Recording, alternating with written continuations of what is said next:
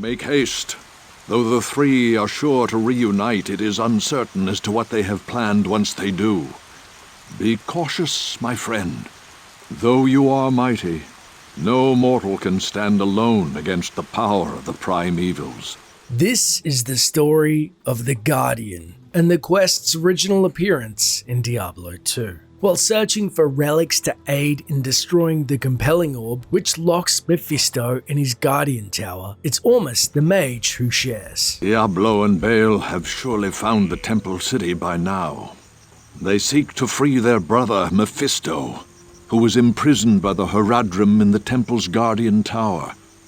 You must reach him before his brothers do, and prevent them from releasing hatred upon the world.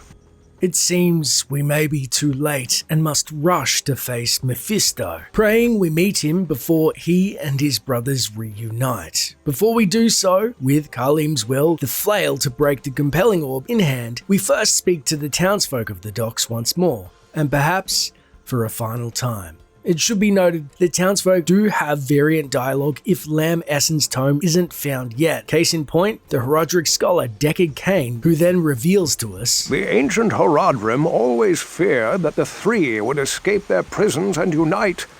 I can't believe that I, the last of their order, have seen it come to pass. You are the only one who can prevent this, my friend.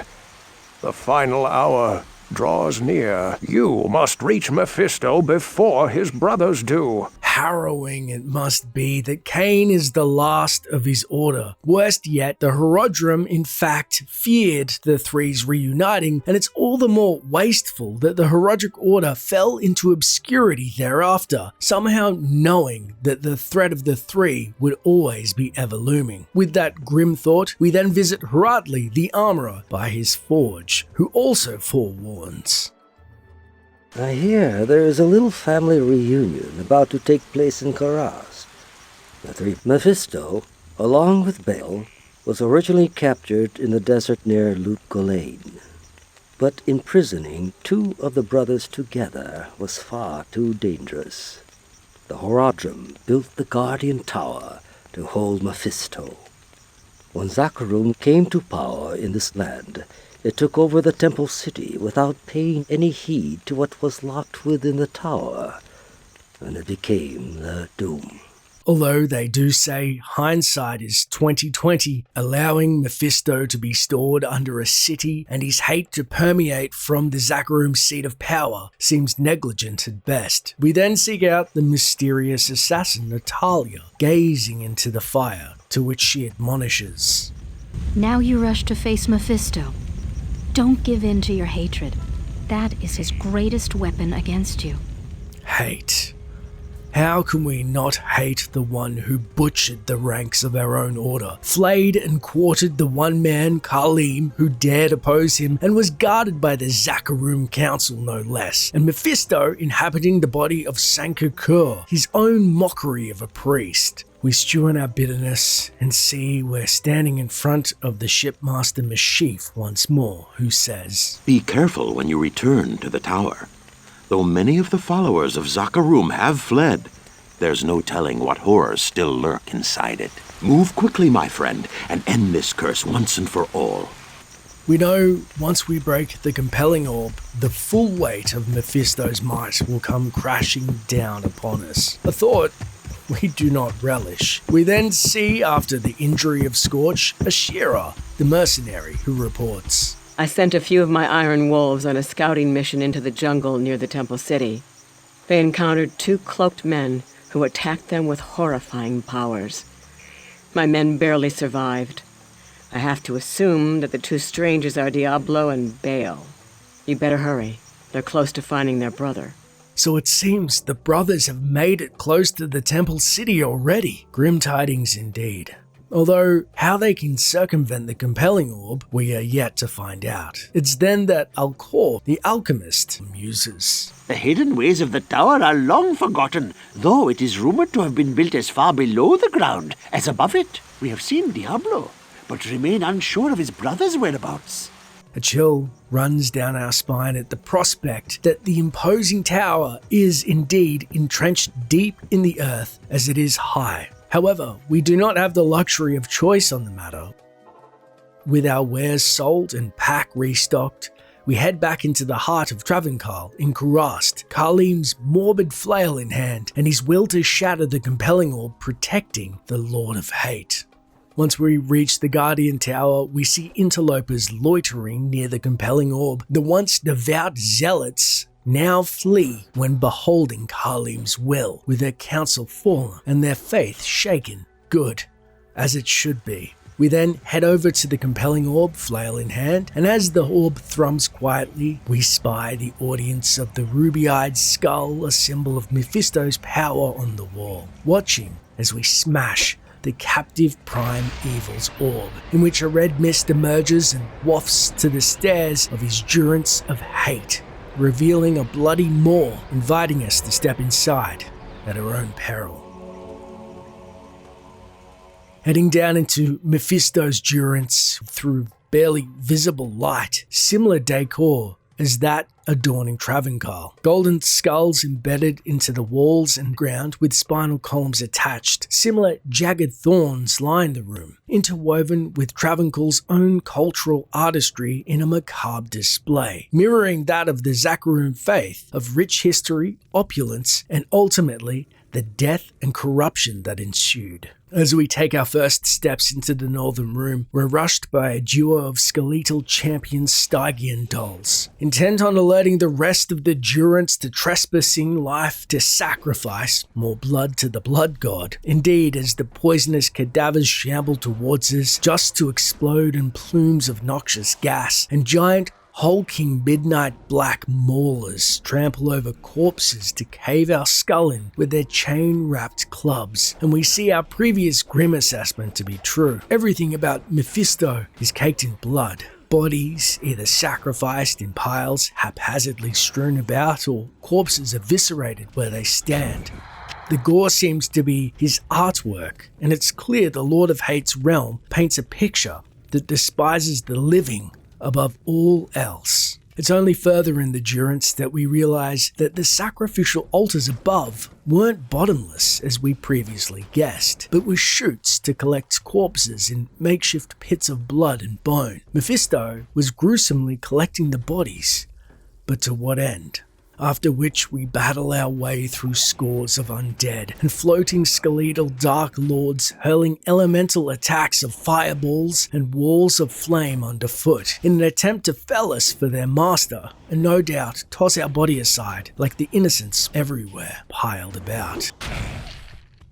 It's then we find an entrance to the Durance of Hate on the 3rd level, and our quest updates, but with one directive: kill Mephisto. We move to an experience shrine, wanting to steel ourselves to the battle, and hear nothing. No noise, no sounds of cadavers, nor enemies and screams or taunts, and realize whatever lurks here is in the dark and waiting for us.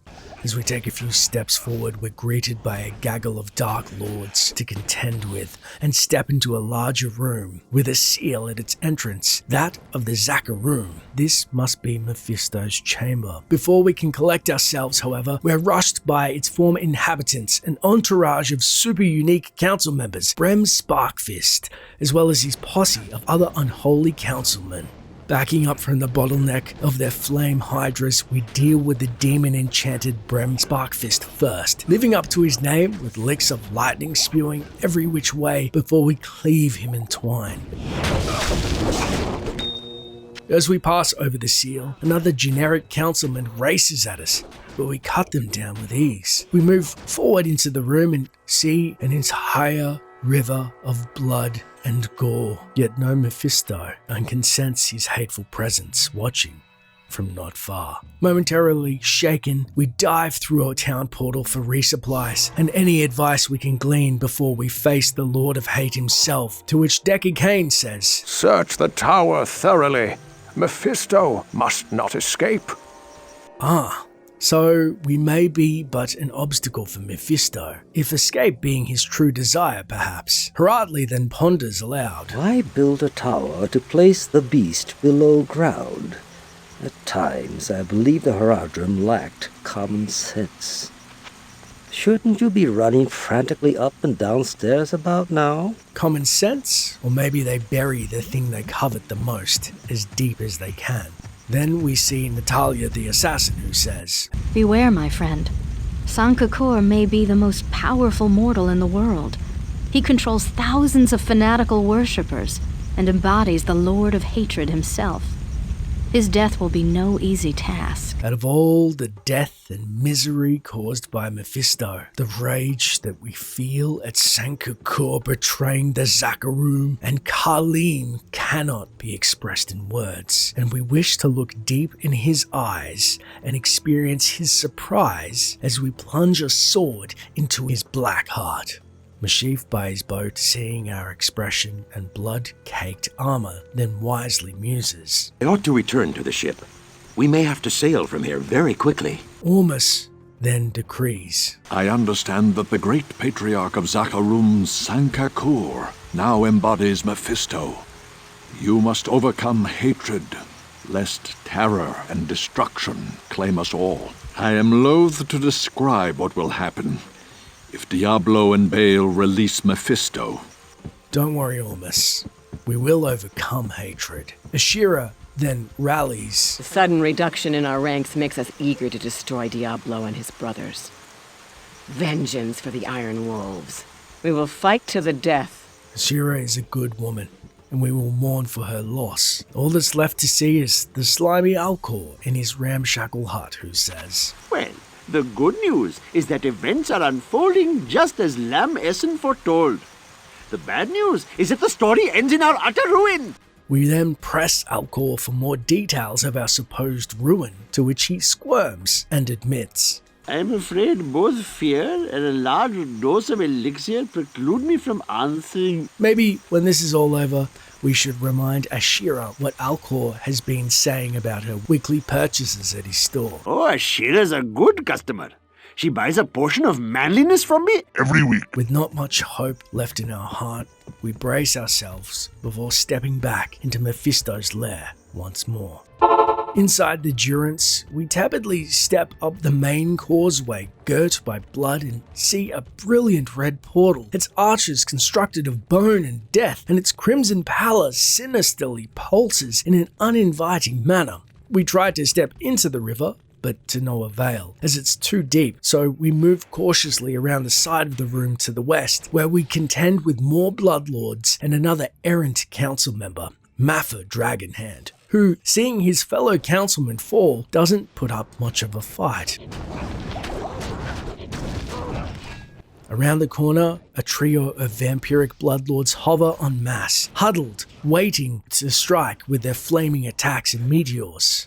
But it doesn't save them. The more we kill, the more we can feel our blood boil at all the carnage Mephisto and his ilk have wrought, and our holy wrath, as we are wholly justified in perishing, every last one of them. In the darkness, we feel hate first, and then see Sankakor in his horrific new form as the Lord of Hate steps, no, now legless, floats forth, saying, You're too late. Taunting us, this huge apparition before us is over double the size of an ordinary man. Wretched arms splayed out like a spider about to strike. Skulls of his victims float around its torso, and atop the fleshy spiked torso is a similar skull to that of the artwork we've seen previously. Inside its sockets are those eyes, those baleful, burning eyes. As Mephisto hurls Frost Nova at us, we momentarily pursue the idea of diving after his brothers in the portal, even if it means into the river of blood, but it mars our path and our armor is too heavy.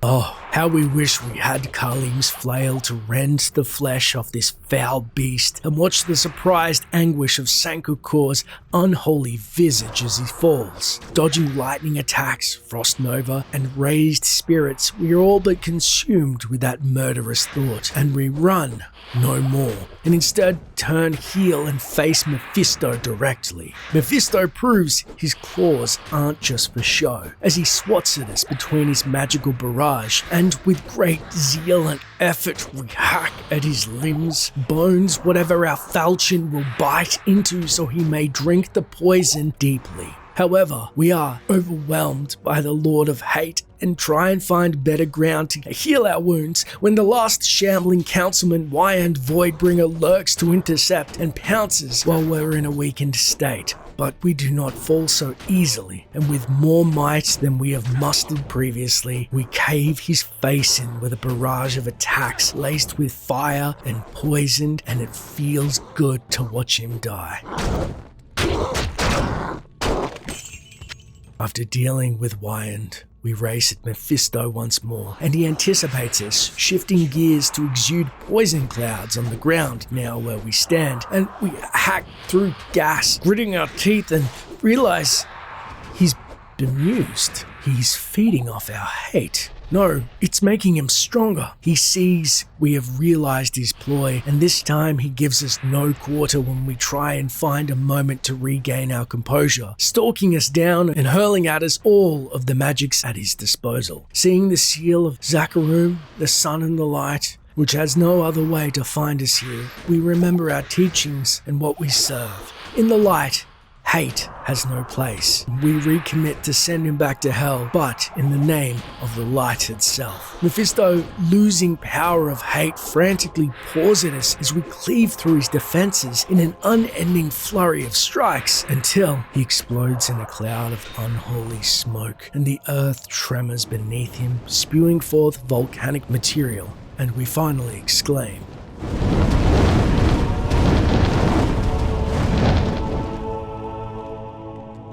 "The Lord of Hatred shall darken the world no longer." Exhausted, we move to Mephisto's body and find among some unimpressive yellow items he was hoarding his blue soul stone in which his essence is now trapped. After picking up the goods and further searching his chamber, finding some piles of gold and a few errant bloodlords to dispose of, we then stumble back to the blood-smattered platform in the middle of the room, and a great bridge of corpses and death emerges from a river of blood. The portal now bursts to life. A wicked invitation awaits. We forgo said invite to first speak to the people of Kurast once more and tell them they at least not fear the wrath of Mephisto and his wretched followers any longer, to which Deckard Cain greets us saying, Our faith in you was well deserved, but Diablo has made his way to hell, and it is likely that Baal followed him there. Enter the infernal gate and kill the Lord of Terror before all is lost. Only then will our world be saved. Although we don't relish the idea of stepping into the infernal gate, 2 primevals is no doubt better than 3. Heroically than jokes. It looks like you're going to hell before me. Put in a good word. Will do. Hey, do you want to come see a river of blood, or you good?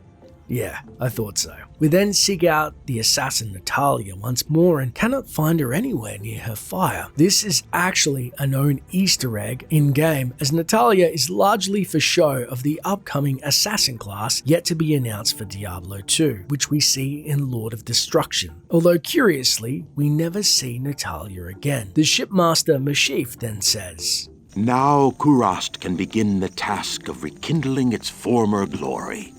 I thank you. We're honestly thankful for his aid in our travels and hope he gets to clap eyes on the Kurast he once knew and loved. Ormus then solemnly congratulates. You have defeated the primeval in combat. Ormus is impressed beyond words. But staying here will not end this conflict. You must enter the infernal gate and stop Diablo once and for all. Thank you, Ormus. We'd give you a farewell hug, but are a little worried Ormus wouldn't let go. Ashira, girt by her iron wolves, then meets us saying, Well done, my friend. You are a great champion of order. Please consider yourself an honorary Iron Wolf. Thank you, Ashira. We're honored and hope Scorch is on the mend. The world could use more Iron Wolves to defend it. Also resisting the urge to tell Ashira about Alcor's comments of her spending habits, well, in fear of his safety, we see the grubby Alcor bent over his potions and elixirs once more, who says, Your news is great indeed. You have saved us all. I would smile, but I'm afraid my face might collapse. Speaking of collapsed faces, we're reminded we still have a score to settle. And although Mephisto and his dastardly vessel Zaca have fallen, our fate is inextricably interwoven with the fate of his brothers. And so we say our goodbyes to the people of Kurast, save for Deckard Cain, who remarkably agrees to come with us and step through the infernal gate in Mephisto's durance to give Diablo and Bale chase into whatever nightmare they have in store for us.